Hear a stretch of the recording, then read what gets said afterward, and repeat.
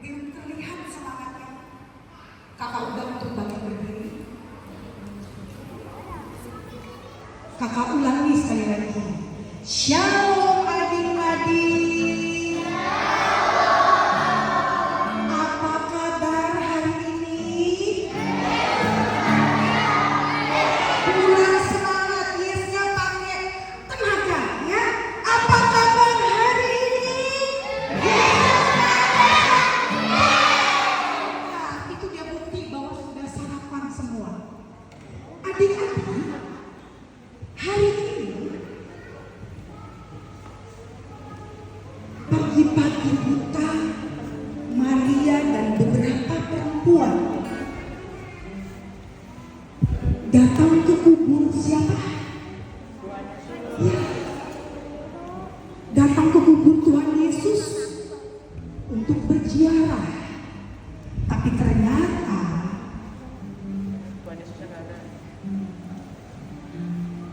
kuburnya sudah terbuka. Batunya yang tadinya menutup kubur Yesus itu sudah terbuka. Kemudian dilihatlah bahwa Tuhan Yesus sudah tidak ada di dalam kubur tersebut. Hari ini adik-adik,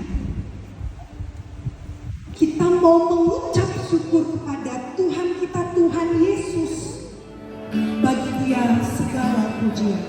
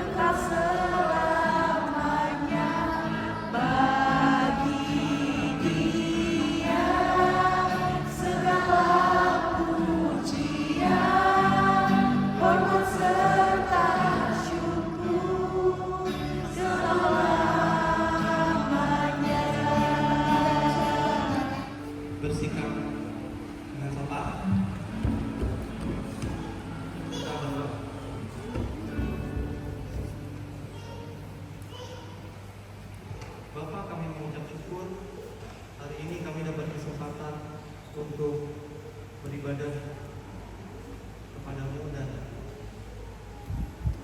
kami boleh memperingati hari kebangkitan anakmu Tuhan Yesus Kristus. Dan setelah ini kami mohon kiranya Bapak sertai kami, tolong agar kami semua boleh belajar sesuatu. Berkati adik-adik sekolah yang hadir maupun tidak. Kami percaya Engkau juga mengasihi teman-teman kami yang tidak hadir. Berkati juga orang tua yang mendampingi, berkati juga saudara yang mendampingi yang terlibat. Berkati juga Om Reno yang hadir. Terima kasih, kami sudah berdoa dan mengucap syukur di dalam nama Tuhan Yesus Kristus kami sudah berdoa. Amin.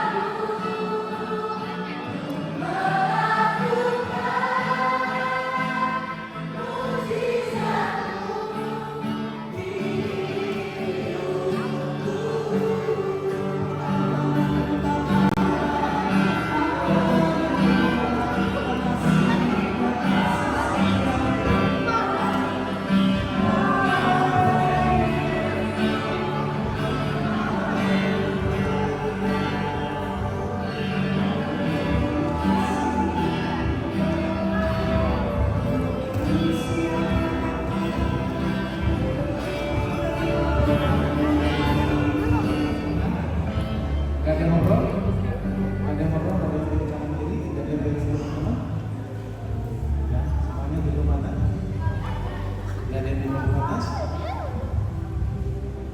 Mari semua ya, kita bersatu dalam doa. Tuhan Yesus yang baik, terima kasih bahwa pagi hari ini kami sudah memuji memuliakan Nama-Mu.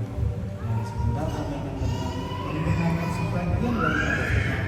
Berkati kami semua agar kami menikmati apa yang hendak Tuhan sampaikan melalui kami. Dalam nama Yesus, amin.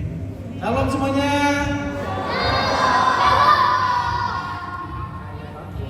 Salam.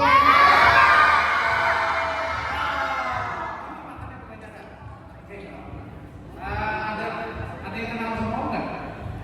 Ayo, yang belum kenal siapa? Belum kenal, ayo, belum kenal. Namanya siapa? Ayo, nggak ada yang tahu kan? Nah, pagi hari ini ada yang keluar kitab nggak? Ada yang keluar kitab? Yang keluar kitab buka Alkitabnya. Ayo cepat ya, jangan cepat ya. Ayo jangan cepat. Om itu sampai 5, kalau sampai 5 belum buka Alkitab, Om itu sampai 10. Boleh dulu, nggak apa-apa, boleh dulu. Boleh benar. Lukas 24. Lukas 24. Ini perjanjian baru ya. Lukas 24, betul. Sudah ketemu? Sudah? Belum? Lukas 24 ayat 1 sampai 12. Lukas 24 ayat 1 sampai 12. Lukas 24 ayat 1 sampai 12. Sudah ketemu? Sudah? Belum ketemu? Emang hilang? Lukas 24. Ya, Lukas 24 ayat 1 sampai 12. Ketemu? Terus 24 ya. Udah semua? Udah? Yang belum angkat tangan.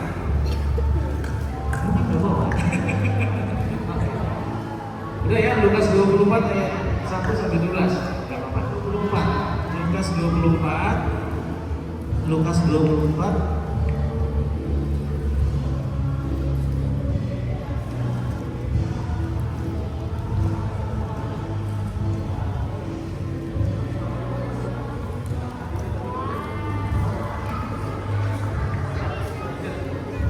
Udah semua ya? Udah semua. Tapi kita mau bacanya itu yang ayat 6 sama 7, yang itu Matthew. Matthew baca ayat 6. Kemudian Gloria udah bisa baca belum?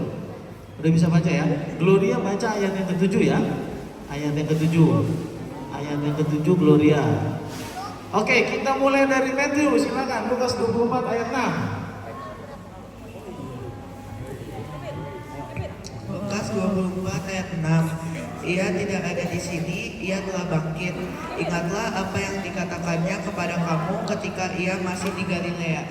Itu bahwa anak manusia harus diserahkan ke tangan orang-orang berdosa dan disalibkan dan akan bangkit pada hari yang ketiga.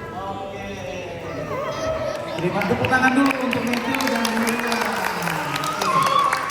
Jadi tadi di sini disebutkan bahwa ia bangkit. Ia itu siapa? Ia itu siapa? Ia itu siapa? Bangkit pada hari yang ketiga. Bangkit dari mana nih? Bangkit dari tidur atau dari mana? Bangkit dari mana yo? Dari mana?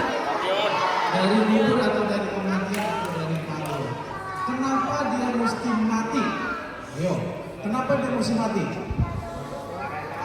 Untuk apa?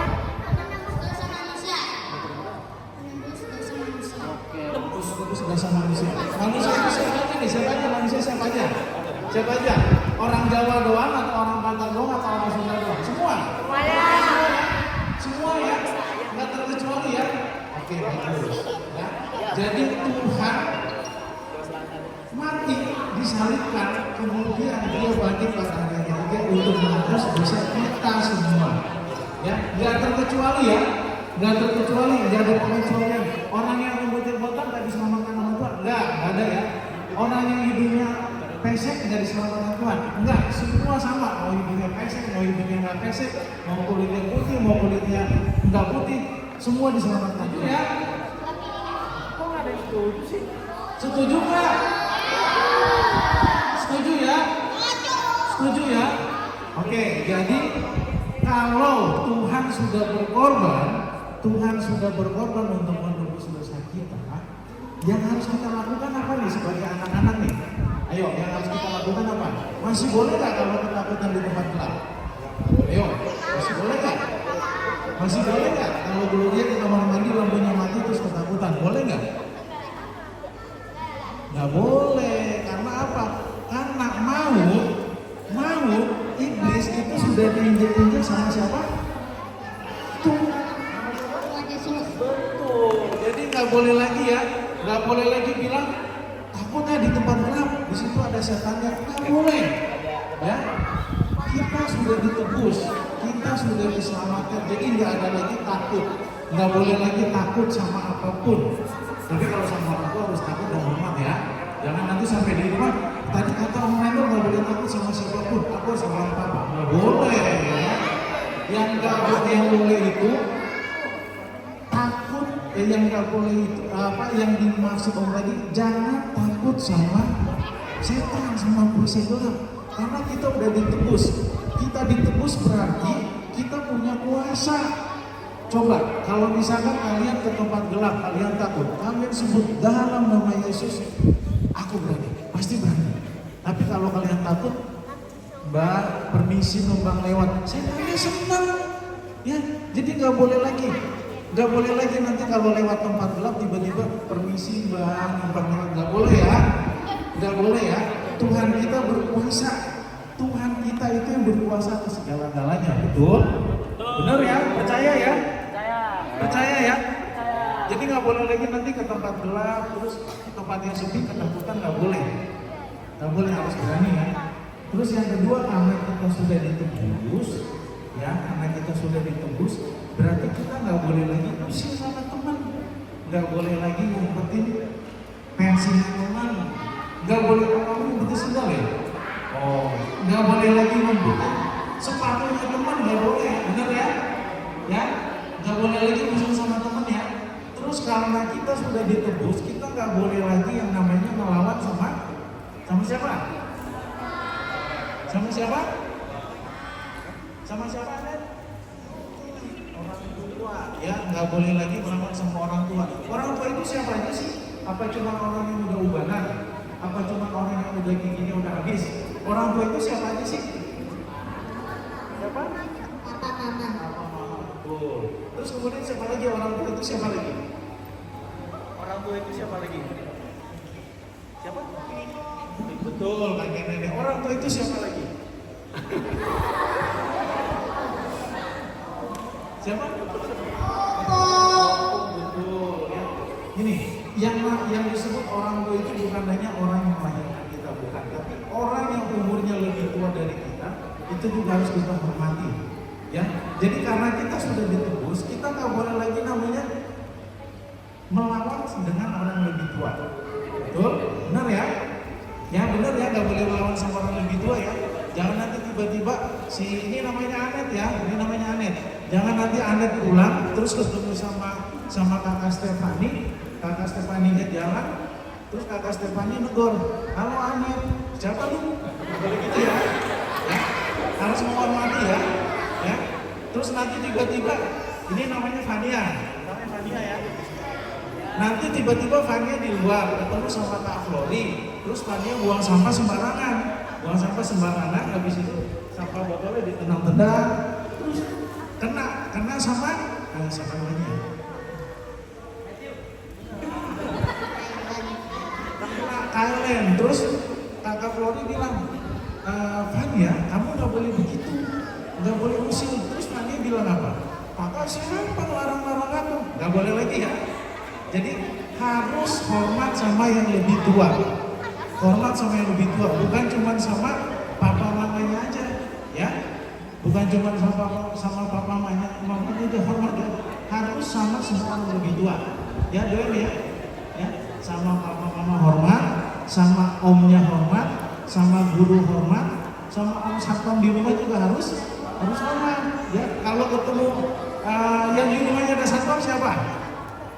Yang di rumahnya ada satpam siapa? Yo, di rumah ada satpam. Oh, betul di komplek.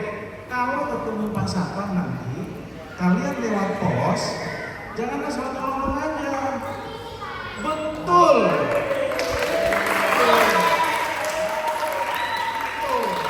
Permisi. Sebagai orang yang sudah ditebus sama Tuhan Yesus, kita harus menunjukkan kasih dan rasa hormat. Salah satunya dalam kehidupan sehari-hari itu. Apalagi di sekolah ketemu guru nih, ketemu guru papasan, dia belok. Jangan ya, mungkin jangan begitu ya. Iya, nggak boleh. Kalau ketemu guru papasan nih, samperin, salam, selamat pagi Pak, gitu ya, nggak boleh. Itu namanya orang yang belum ditebus, ya. Kemudian orang yang sudah ditebus juga itu harus punya kasih. Kasihnya seperti apa sih? Orang Kristen itu terkenal dengan kasih. Karena apa? Lambang salib itu melambangkan tentang kasih terhadap Allah. Itu yang garis vertikal, betul ya? Garis vertikal itu melambangkan kasih terhadap Allah, kasih terhadap pencipta, kasih terhadap Tuhan. Kemudian garis yang horizontal, ya, garis yang horizontal dari kiri ke kanan itu melambangkan kasih terhadap sesama. Ya, orang yang sudah ditebus, ya, orang yang sudah ditebus itu harus lebih mengasihi sesama. Mengasihi sesama siapa aja sesamanya, bukan cuma keluarga, bukan cuma teman, ya. Mengasihi sesama itu berarti semua orang. Ada nanti ketemu pengantin di jalan, jangan dikata-katain ya. Bajunya udah jelek, hidungnya apa namanya, ingusnya mewah ya. Gak boleh dikata-katain. Kalau ada pengamen di jalan, ada pengemis di jalan, kalau mau kasih silahkan. Kalau nggak mau kasih, jangan ngata-ngatain ya. Udah nggak ngasih dikata-katain lagi, ya kan? Gak boleh kan? Gak boleh. Iya.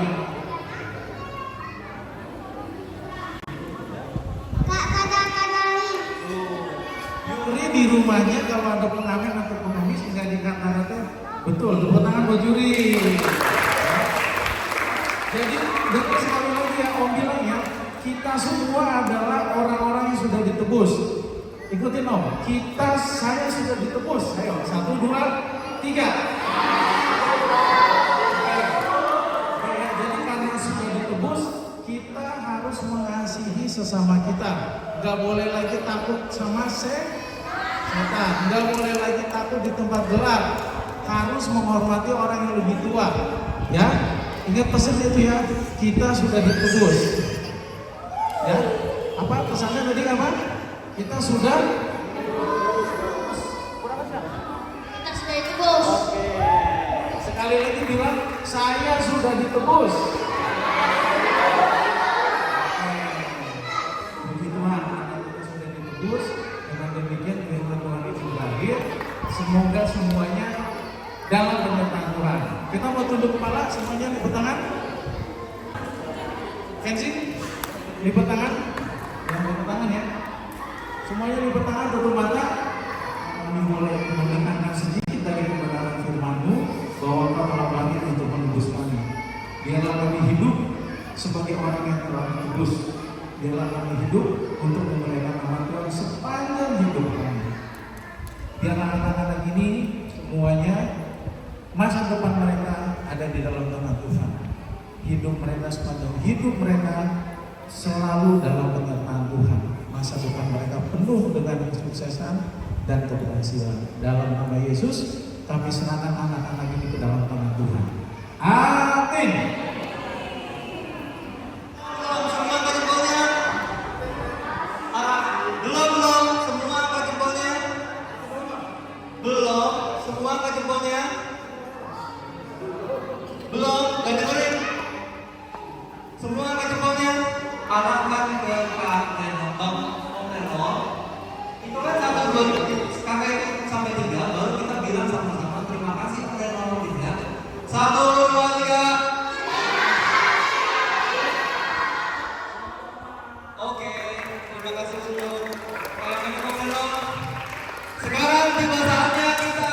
usia.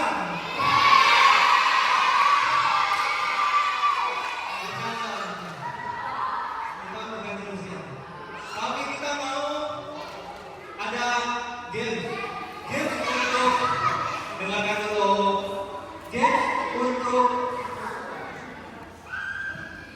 Games untuk kelas balita adalah nanti dikasih tahu kakaknya. Tinggal di mana kelas balita? Nah, nanti ikutin Kak Stefani. Nanti sebelum kakak mulai. Kelas kecil, sedang, dan besar dan tunas. Dengarkan. Kakak nggak mau ada yang berbicara selain kakak. Kelas kecil, sedang, besar, tunas akan lomba mencari salib. Dengan peraturan, dengarkan, tidak ada yang berbicara selain kakak. Dengan peraturan yang pertama, kelas kecil, sedang, besar, tunas akan mencari salib di tempatnya masing-masing. Jadi nggak nyampur antar kelas, tapi di tempat masing-masing. Nanti ada kakak-kakaknya yang kalau kelas kecil berarti ikut Kak Novi, kelas sedang ikut Kak Michelle, kelas besar ikut Kak Flori, kelas tunas ikut kakak. Itu peraturan pertama, nyari di tempat masing-masing. Benar kan? Kakak tidak mau ada yang bicara selain kakak? Masih ngobrol? Yang kelas tunas jadi contoh.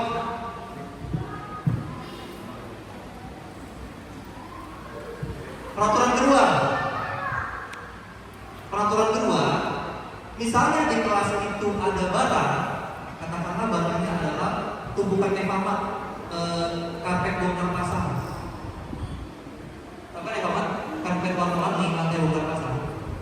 Kalau misalnya di kelas ada barang, tumpukan barang, kalau kalian mau pindahin itu barang demi mencari salib, kalian harus mengembalikan barang itu ke tempatnya lagi. Mengerti kelas tunas? Mengerti kelas tunas? Kelas balita berdiri silakan.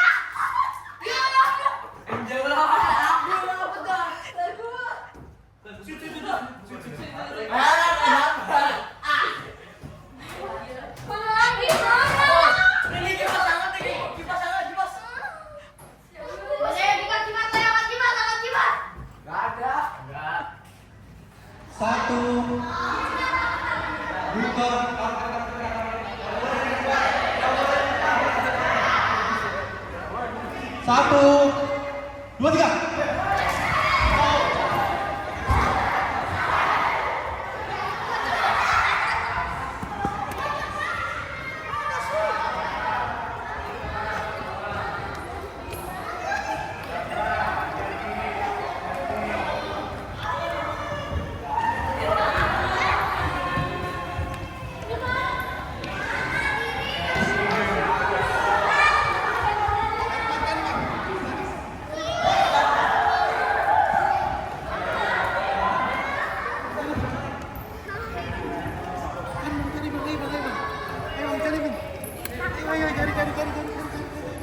Ini dia kipas.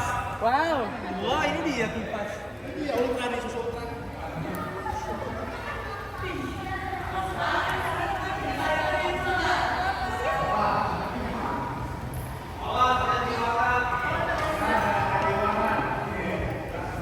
Mungkin di kipas kan?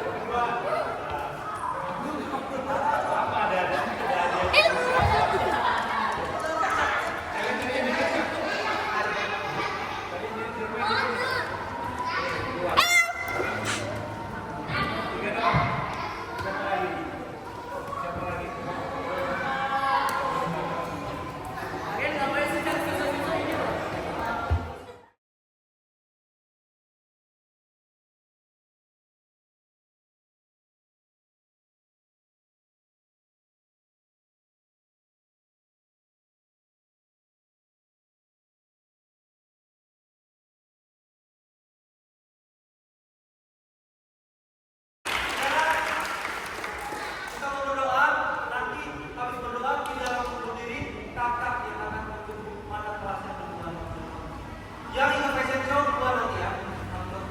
Silakan Kak Novi nanti bantu ya. Atau kakak-kakak yang lain. Kita berdoa. Kita berdoa.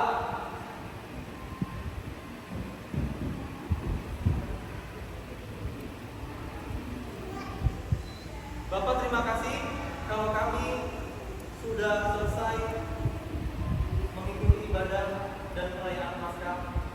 Kami sudah bersuka cita, kami sudah berada di malu. Sebentar adik-adik di tempat ini mau pulang ke surga mereka masing-masing.